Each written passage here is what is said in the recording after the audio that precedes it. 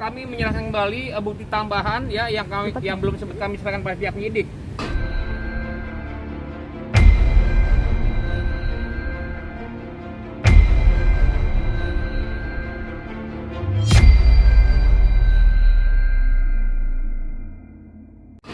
Pertama adalah bukti video yang mencatut fotonya Pak Anies Baswedan.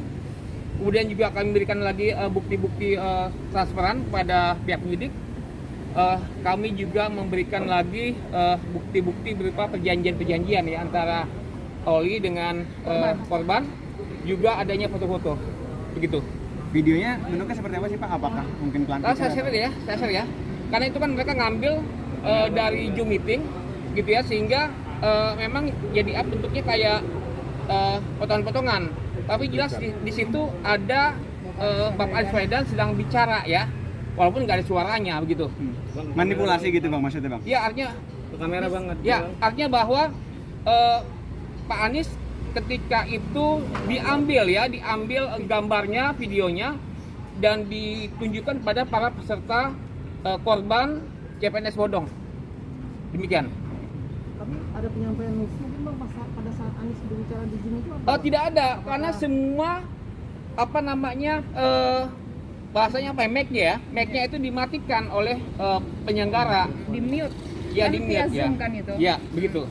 Berarti ada kemungkinan nggak sih tawaran PNS-nya itu untuk di Pemprov DKI Jakarta? Ya, seolah seperti itu, gitu tapi ya. sebenarnya nggak ada. Dan sebetulnya juga Pak Korban juga sempat diajak oleh Oli itu mendatang ke BKD di balai kota gitu ya. Dan dia nyari momen di mana waktu itu ada peristiwa PPKM. Sehingga waktu Oli dengan para korban datang ke BKD, kondisinya adalah sedang tutup gitu.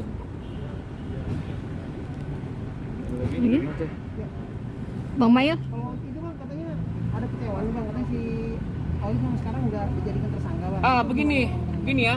Tentu aja kami menyambut baik ya tindakan cepat dan tepat dari pihak Polda Metro Jaya yang sudah menaikkan perkara itu dari diri ke sidik kan gitu.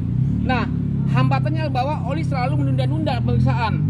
Ini yang ketiga kali gitu ya. Sehingga membuat pihak Polda belum melakukan gelar perkara. Nah, itu.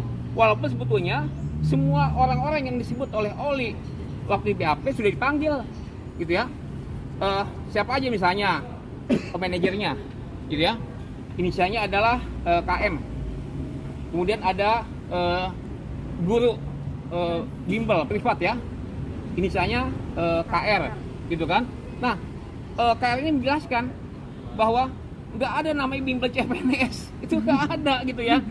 Jadi sebetulnya ketika nama KR itu dimunculkan oleh Oli, makanya polisi manggil si KR, benar apa enggak nih ibu melakukan training ataupun CPNS gitu ya kepada korban. Tidak ada.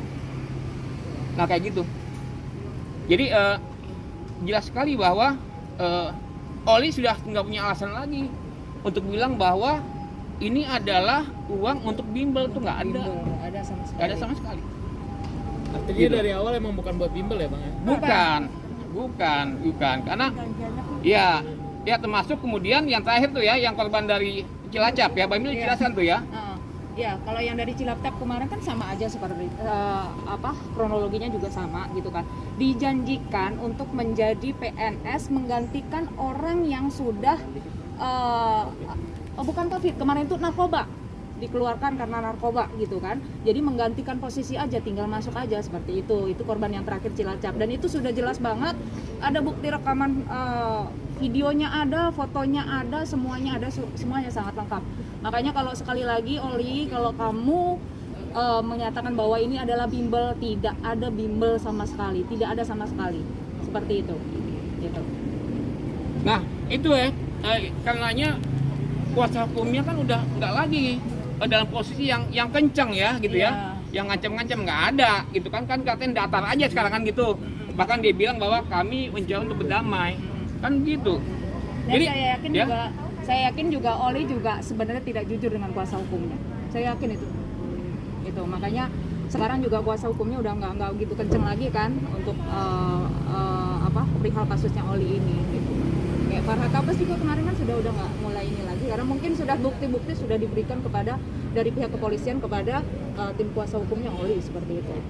Ya, yang pasti bahwa dari pihak penyidik sudah memeriksa ya seorang yang berinisial KM yang mencetak SK bodong kan gitu ya kan? Di Kemang. Nah, di Kemang, wilayah Kemang. Jadi memang sekali lagi ya semua cerita dongeng-dongeng yang dibuat oleh Oli ataupun kuasa hukumnya itu memang bohong semua. Nggak ada itu namanya bimbel tuh nggak ada gitu kan. Yang jelas mereka itu satu mencatut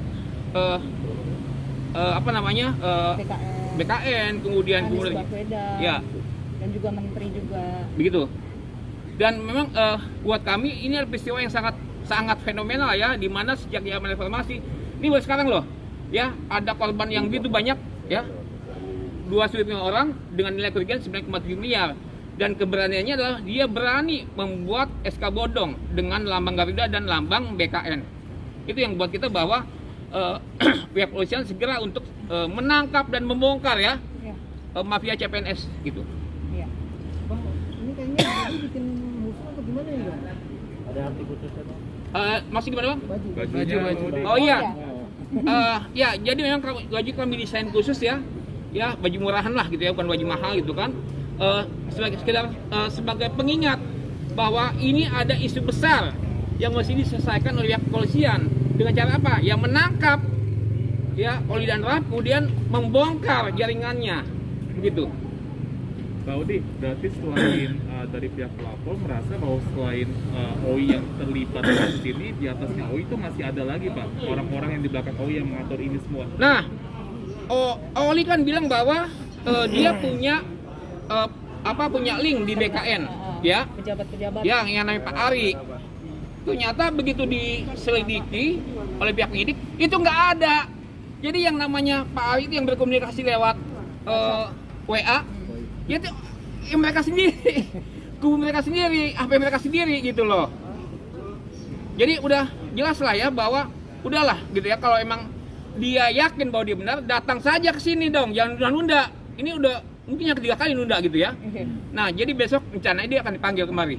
Gitu. Makanya kami sebelum dia dipanggil, kita ingatin lagi nih ya bahwa ada satu perkara besar yang minta segera ditindaklanjuti oleh pihak kepolisian. Ya, walaupun kepolisian saya yakin udah cepat dan tepat, tapi jangan sampai pihak kepolisian dipermainkan oleh Oli dan Raf gitu. Ini bukan menunda-menunda. Kan selama ini kan memang kan Oli kan selama ini selalu menunda, jadi akhirnya kasus ini jadi lama seperti itu. Jadi ya saya berharap mohon kasus ini dipercepat karena korbannya juga banyak, dan sebenarnya korban itu lebih banyak dari ini, cuma nggak berani tampil. Sebenarnya masih banyak yang datang ke kami ya, khususnya ke saya pribadi itu banyak. Cuma ada ketakutan sendiri karena kemarin tuh ada ancaman dari Farhad dan segala macamnya itu. Akhirnya ini sebenarnya masih banyak lagi. Kalau misalnya di total lagi ya sebenarnya lebih dari 9,7. Karena yang nggak mau muncul itu sebenarnya banyak seperti itu. Ancaman seperti apa sih? Kemarin kan sempat ya Farhad Abbas nantang gitu kan, ayo semuanya korbannya OI temui saya tanpa kuasa hukum. Ada ketakutan seperti itu gitu kan. Tapi saya mau dilaporkan, dia mau dimasukkan ke penjara. mau dilaporkan balik ke penjara oleh pihak OI seperti itu. Nah, itu juga ya membuat beberapa dari korban itu yang tadinya rencana datang kemari ya ketunda ya. Mungkin Mbak Mila bisa jelasin tuh kenapa? Ya kan ada Iya, Mbak Desi. Soal mereka yang datang. Iya, beberapa korban memilih untuk mundur karena mendapat ancaman akan mau dimasukkan ke penjara karena dianggap menyogok. Padahal kan ini bukan menyogok kan. Istilahnya perjanjian kita memberikan jasa kepada OI yang telah membantu aja gitu sebenarnya awalnya. Dan OI juga kan bukan PNS. Secara perlahan karena mereka takut dibilang akan dijebloskan ke Farhad, dijebloskan ke penjara oleh Farhad. Ya, jadi yang pasti orang-orang yang sudah diperiksa oleh pihak kepolisian itu pertama adalah manajernya si Oli, manajernya si ND, kemudian juga bendahara ya mereka, kemudian sekretarisnya juga guru bimbel ya, guru bimbel yang sebetulnya guru bimbelnya untuk anaknya Bu ND gitu kan, tapi kemudian oleh Oli dipergunakan figurnya seolah-olah sebagai guru bimbel untuk CPNS, dan dia udah ngebantah, saya tidak pernah memberikan bimbel untuk CPNS. Mau izin pertegas lagi, artinya saksi dari terlapor sendiri menegaskan tidak ada bimbel-bimbel itu ya Pak ya? Tidak ada, saksi semua jelas tidak ada bimbel. Ya bahkan kemudian pada hari ini adalah konfrontasi ya antara yang namanya Eki tuh, ya Eki yang orang mengaku sebagai orang BKN dengan korban dipertemukan kan gitu, ya. Dan Eki bilang kan bahwa iya betul memang ada penipuan di situ. Nah, makanya dipertemukan. Jelaslah bahwa perkara ini bukan perkara yang susah untuk diangkat gitu kan, hanya menjadi lambat karena Oli selalu nunda-nunda gitu. Oke. Intinya berharap segera